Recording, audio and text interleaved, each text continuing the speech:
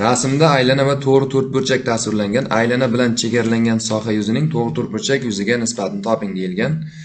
Xo'p, bu yerda demak, doira yuzini topishimiz kerak, to'g'ri to'rtburchak yuzini topishimiz kerak, keyin bir-biriga nisbatlab qo'yishimiz kerak.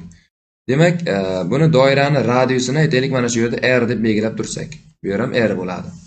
Demak, mana bu yerda ham bu yergacha tortsak, bu ham radius bo'lishi kerak. Bu to'g'ri to'rtburchakni bitta tomoni degani, radius. To'g'ri to'rtburchak ikkinchi tomoni ikkita radius ekan. Demak, doira yuzasini biz S doira yuzasini hozir nima qilishimiz kerak?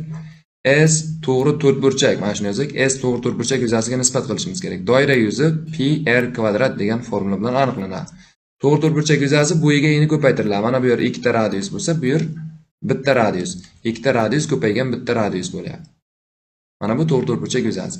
Bu yerda radius kvadratlar qisqarib ketadi. Demak, oddiygina pi taqsim 2 degan nisbat qoladi. Bizda A variantda berilgan ekan.